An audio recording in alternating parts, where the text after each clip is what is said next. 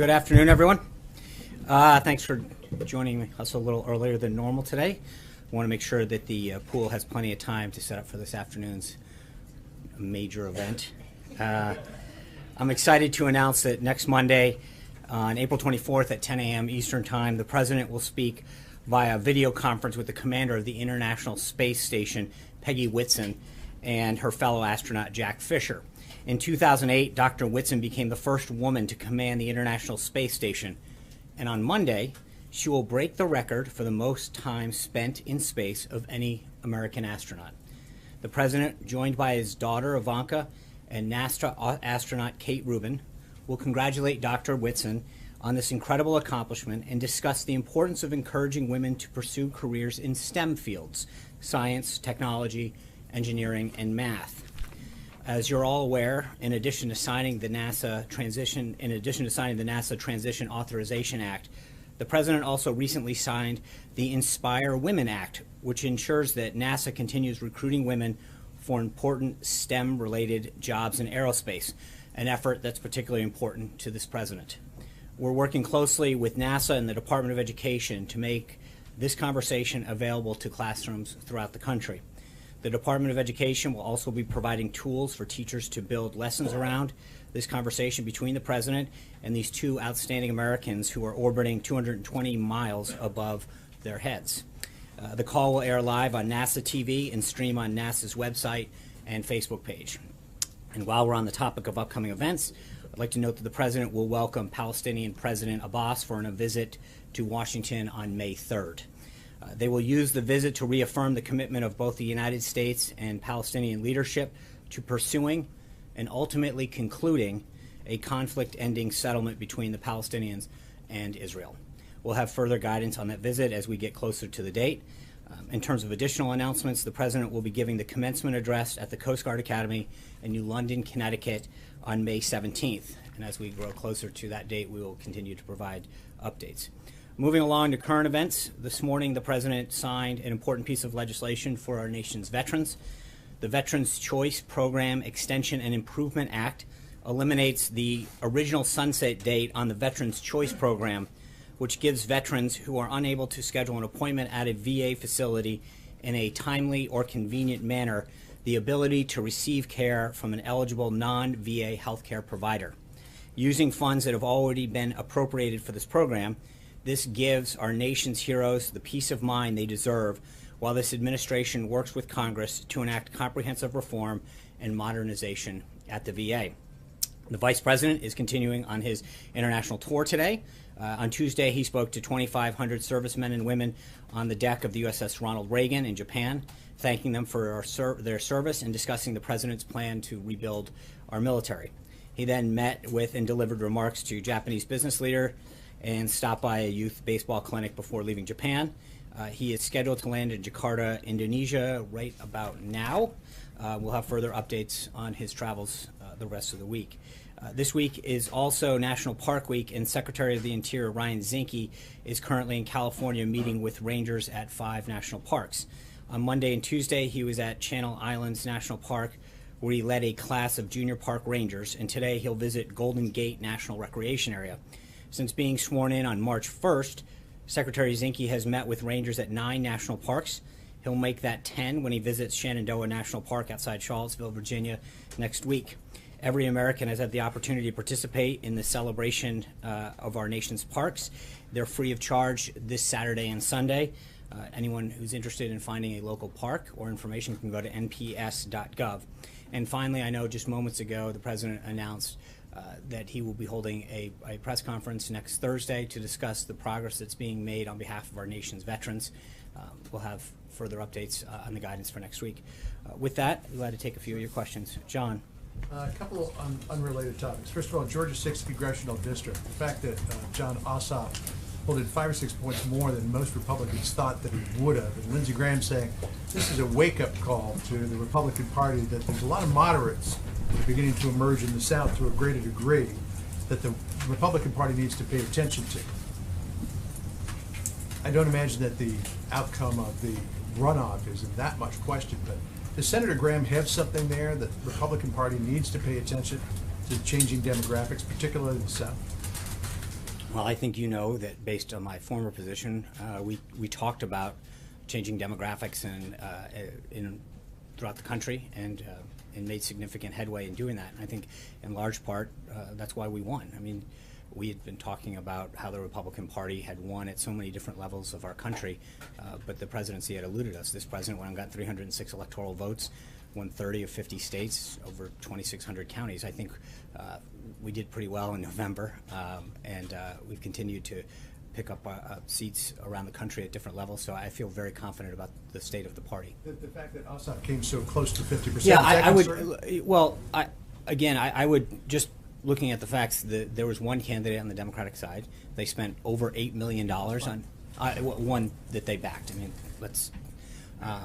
And I think when you look at the total Republican vote, it was over that. This is a district that was very close on the presidential level last cycle, and the Democrats went all in on this. They were clear going into this election. They said that their goal was to get over 50%. They came up short. I mean, so at the end, if you look at what his percentage of what it was presidentially, it pretty much tracks. I think this was a big loss for them. The bottom line is they went all in on it. They said that their goal was to get over 50%. They came up short. Unrelated issue. Tillerson's letter to Paul Ryan on the JCPOA in Iran. Is the United States basically saying there's no evidence that Iran is cheating on the JCPOA? No, I think what the letter says is that the president is directing an interagency review of the deal to review that, and we have 90 days before the next one comes up. We'll have more, but right now we're undergoing a 90-day review, and I think the statement that the Secretary of State made to Congress very clearly stated that the president is directing the National Security Council to lead an interagency review of the plan and evaluate whether suspension sanctions related to Iran pursuant to the JCPOA are in the vital interests of the national security of our national security. The letter clearly lays out what the president's going to do to make sure that they're living up to their agreement. Is the president concerned that Iran may be cheating on the JCPOA? Well, again, David Albright, the noted UN weapons inspector, says they're developing a new centrifuge, which he thinks could be a violation. Well, and I think that's why he's asking for this review. I think that if he thought everything was fine, he would have just allowed this to move forward. I think he's doing the prudent thing by asking for a review of the current deal and what's happening. Thanks, Sean. On the USS Carl Vinson, what happened? Can you take us through the events from the perspective of the White House that led to the miscommunication, this administration thinking that this vessel was thousands of miles away from its actual location? I'm sorry, can you repeat the last part? Can you take us through the events that led people within this administration to believe the vessel was thousands of miles away from its actual location? Well, I mean, PACOM put out a release talking about the group ultimately ending up in the Korean Peninsula. That's what it will do. I think we were asked very clearly about the use of a carrier group in terms of deterrence and foreign presence and what that meant. I think that's what we discussed. I would refer you back to any other issues with that to the Department of Defense. Does the president believe that he might have spoken too quickly on this location of the vessel before it was actually arriving? The president said that we have an armada going towards the peninsula. That's a fact. It happened. It is happening, rather. Yeah. Sean, I just want to follow up on that. Obviously when the President of the United States says there's military hardware going to a region in the middle of a crisis on the Korean Peninsula, the allies of the United States are encouraged. When that happens to not be the case, they can interpret that as a false encouragement. So how is this White House explaining to South Korea and Japan that in fact during the build-up and the actual DPRK missile launch, there was no USS Carl Vinson off the coast respectfully, of the Jessica, Korean I would Peninsula? ask you to either touch base with PACOM or the Department of Defense. The statement that was put out was that the Carl Vinson group was headed to the Korean Peninsula. It is headed to the Korean Peninsula. It'll arrive there. What's that? It's headed there now. It wasn't headed there Sure, last no, week. but that's not what we ever said. We said that it was heading there, and it was heading there. It is heading there. So that remains. An impression that allies had. But if there's an impression, then that's not. Then there should have been clarification from people who were seeking it. But I mean, PACOM put out a release talking about what its ultimate destination was going to be, and that's where it ended up. Caitlin. Well, why did the administration never clarify? Because it definitely, the intent in media reports was that it was headed there now. and now it's going to be there But 2 that weeks wasn't, later. with all due respect, that's not my, we were asked a question. Trump commented on it, though. I know, no, that's not true. What I was asked was what signal did it send that it was going there? And I answered that question correctly at the time, that it signaled foreign presence, strength, and a reassurance to our allies. That's a true statement. You're asking me why you didn't know better. I don't know. That's a question that should have been followed up with either PACOM or the Department of Defense. But the only question that we were asked was what signal it sent, and I think we answered that very correctly at the I time. think it was a little misleading. No one found out about it until a picture was posted on a What do you mean? page. What part is misleading? I'm trying to figure that out. We were asked a question about what signal it sent. We answered the question on what signal it sent. I'm not the one who commented on timing. What's misleading is that people thought it was headed there now, and now it's going to be there weeks later. They thought it was already headed there. And it But wasn't. again, It was doing that's an exercise. before I it was understand going the there. question, right? But what I'm getting at is, it was announced that it was going. It will be there. We were asked simply a question on that. I think all other questions should be asked of the Department of Defense. John.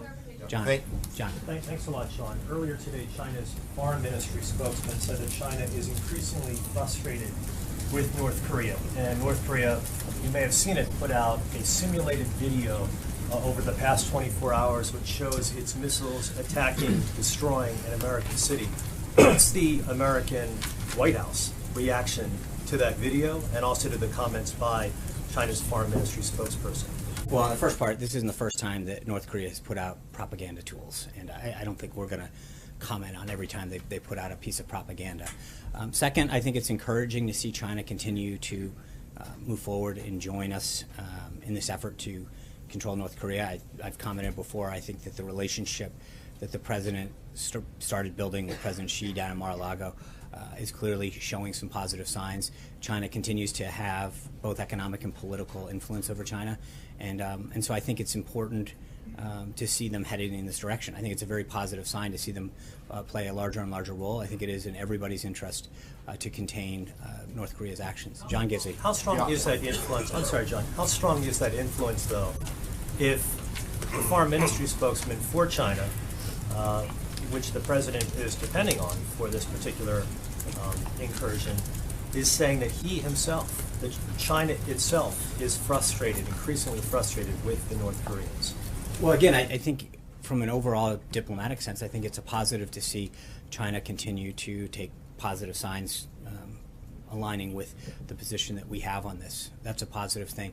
I think the time will tell, but I think seeing a unified effort to contain North Korea's threat is a positive step to protect not only our national security interests, but those in the region. Sorry, John Gizzi. Thank you, Sean. A few weeks ago, I asked you about the president's upcoming visit to Rome and whether or not he would have an audience with this Pope. And I pointed out that this is something that's a part of modern history, going back to 1959, when President Eisenhower had an audience with Pope John the 23rd. You said it was something you'd definitely be in favor of. A few days ago, the Financial Times reported that sources within the administration said this was very unlikely to happen, and that for the first time since nearly 60 years ago, the president would not have an audience with the Pope. Yeah, Why? So right now, at this time, obviously, we headed to both Brussels and Sicily.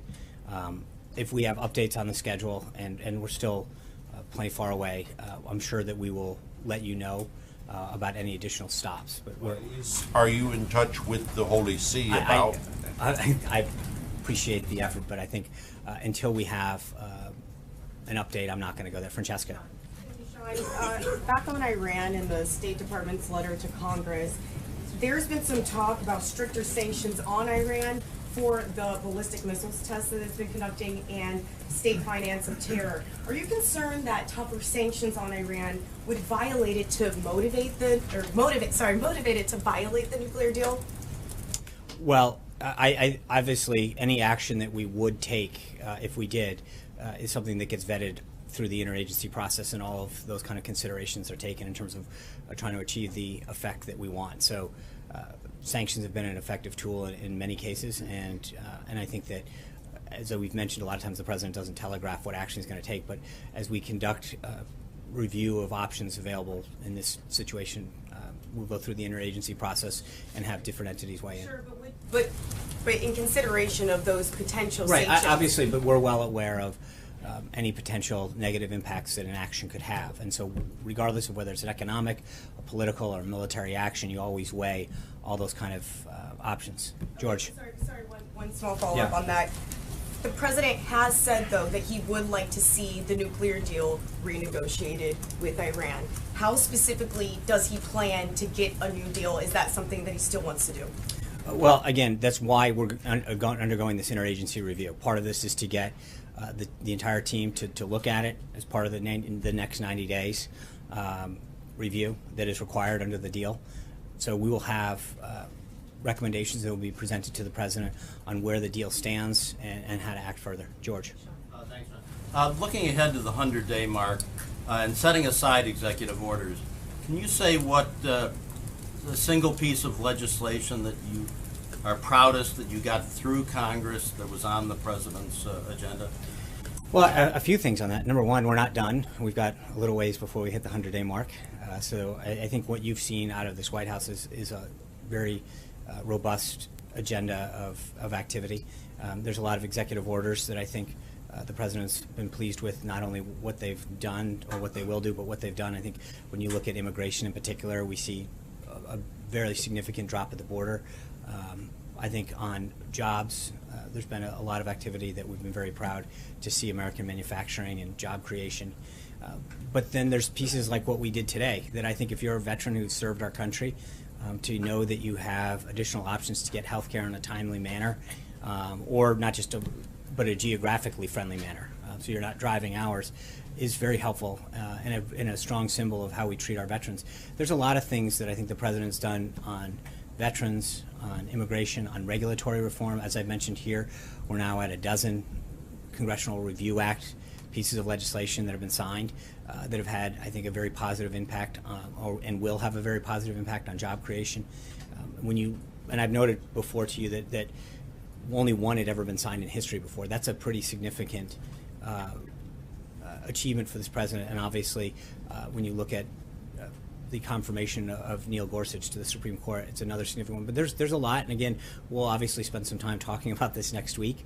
But I think we're very pleased with what the president's accomplished, and as he noted yesterday in Wisconsin, the amount that he's done overall has been significant. Zeke. Thanks, John. Two separate topics. First, on the potential for a government shutdown next week in the CR, is the president, the budget supplemental the White House requested about a month or so ago included boosts to defense spending, cut and other discretionary spending, non-defense, include funding for the wall. What is the president going to insist that the CR that will be necessary to keep the government open after next weekend will include all of those priorities, or would he accept a sort of a flat CR that would just continue the status quo? Well, obviously, yeah, we're having those discussions have been ongoing with House and Senate leaders as we approach this deadline.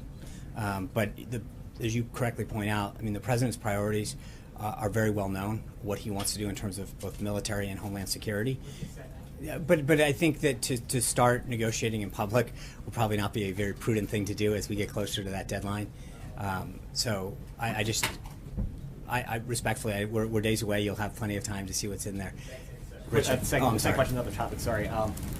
Late last night, the Presidential Inaugural Committee released its list of donors, and at the end of the filing period, it included, raised record amounts of money. Obviously, included lots of money from corporate donors.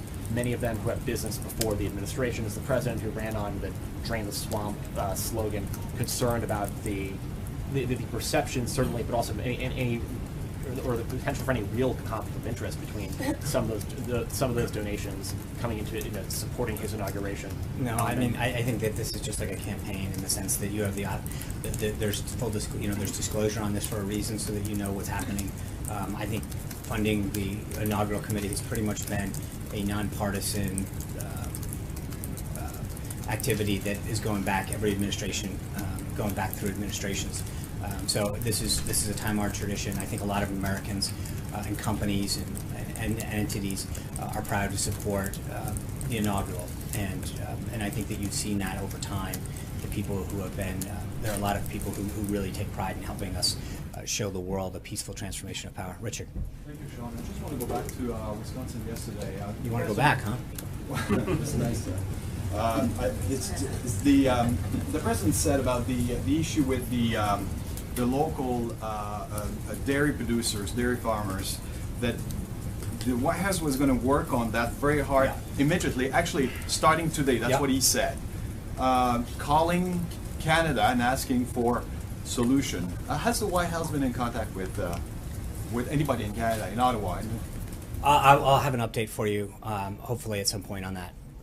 But I'm well aware of the president's comments on that. I think it's a very important issue for people in Wisconsin, and the president looks forward to following up on that. Who's going to go fast on this point? I think all I will say is that the president is going to make sure that we follow up on that. David Jackson. Very quickly, he said that on NAFTA he wants very big changes, or we're going to get rid of it once and for all. Are we at that point, like very big changes? Well, I think we'll see what pans out in the negotiation, but I think there's an opportunity. Can I just?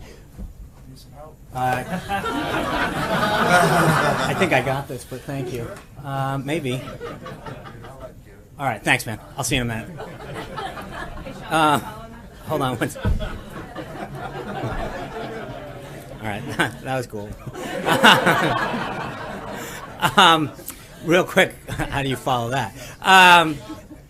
Just to John Gizzi's point, I just want to make sure I note that we will be reaching out to the Vatican to see if a meeting, an audience with the Pope can be accommodated. We'll have further details on that. Obviously, we'd be honored to have an audience with His Holiness. David, I'm sorry, I called on David first. Thanks, Sean. What's the White House's reaction to the deportation of Juan Montez? He's a dreamer from California, apparently the first one to be sent back. I think there's that situation is evolving right now. There's a lot of things that are being looked at in terms of the circumstances surrounding that, and I'd ask you to stay in contact with the Department of Homeland Security. Did President Trump say he didn't want the... I think that I don't want to comment right now in the sense that there are some circumstances regarding that I think that need to come out or be further looked into, and I think getting ahead of that could be an issue. So I just respectfully, I would say that I don't want to rush to judgment. I think there's a lot of additional details that are coming out about that issue, and I think the Department of Homeland Security is probably the best place to get updates. And okay, Hallie. Two topics, and one of those is a follow-up, but I want to ask about Georgia 6 here. You can ask Ron. Two quick ones on that. Is the president planning to campaign for the Republican challenger there? Will he go to Georgia to get out the vote? I don't know. If needed, I think the president's going to make sure that he does everything he can to maintain majorities and further the party, but we'll see if we're needed. Is he expending too much political capital on a race that Republicans should be winning easily? Well, it's interesting. I thought that some of the coverage was a little intriguing as I watched it. Suddenly, that the Democrats went all in on this race. They spent over $8.3 million. They said on the record that their goal was to win this race. They lost, and the reaction has somewhat been, that they almost won. No, they lost. They made very clear what their goal was in this race. They spent $8.3 million and threw everything, including the kitchen sink, at it and lost. And so, 2 months left, though, right? No, not in terms of what their stated goal was. They said that their goal last night was to win the race with over 50%. They spent $8.3 million. They didn't run for a runoff. They ran to win last night, and they lost. And so anything short of describing that as a loss is sort of inconceivable to me, in the sense that that's literally what they said their goal was to do. And they said, we want to win Tuesday night with over 50%. They came up short of their goal. They put all the money that they had in there, they put all their firepower, and they came up short. So it's a loss. And there's no other pick. Mara. Can I just follow up on David? I just have that second topic for you on deportations, and I'm not speaking specifically about this case because I understand that you're referring over to DHS, but there seems to be a little confusion, so if you can clarify, what is this president's position on undocumented immigrants living in this country who have not committed serious crimes? I think the president's priorities on immigration have been very clearly laid out. First and foremost, he wants to make sure that people who have committed a crime or pose a threat to public safety are dealt with first and foremost, and that we would continue to address immigration going forward. That's so what is I guess my question is those who have not posed a threat. Right, and I think that, as I threat. said, I mean, the goal and the focus has been on people who pose a threat to national security or in some other way in violation. People who have not posed a threat. So I But, guess but there's that's some confusion. again, Jeff and I would Sessions said it was confusing today. I would respectfully suggest that in this particular case, the facts are not completely out yet. So I'd rather not jump to judgment on what's happening. There's also a case in Ohio, so I I'm not trying to belabor the understand. point. There are other Mara. instances. Mara. Thank you. I just want to get a little more clarity on Iran. Mhm. Is it the president determined to pull out of this agreement, as he promised during the campaign, or will that decision be determined by this review? I think part of the review, the interagency process, is to determine where Iran is in compliance with the deal and to make recommendations to the president on the path forward. So he might or might not decide to pull out. I think that's why you undertake This is up in the, this decision has yet to be made, that's why he's doing a review. because that was a campaign promise. Right, and I understand it. And that the point that I'm making is that he asked the interagency team to conduct a review, as the secretary laid out in the letter last night. Anita. Sean, two questions on one issue. My colleague who's currently in Colombia has learned that the president met with two former presidents of Colombia last week in Mar-a-Lago, and I think it was set up by Senator Rubio's office. And so I had two questions. One, well, first, some people there are saying that it's to undermine the current president's visit next month before he comes here next month. So two questions. One, why was that not released publicly to the press, to the pool at the time? And secondly, can you talk a little bit about the point of that visit, and do you all stand by the Colombian peace? Yeah, I'll be glad to look into the circumstances. I don't have anything for you at this time, so I will get that something and then read it out. Saying that didn't happen? No, I'm just saying I'm unaware of the circumstances. So can you get back to me on the policy I can. issue? But why not release that if that's the case? Because again, I don't know that it's the case, and so until I know, I think it would be tough to answer the second question. Thank you guys very much. We'll have an event for you tomorrow. Take care. Have a good one. Can I do a Patriots question? That was an excellent.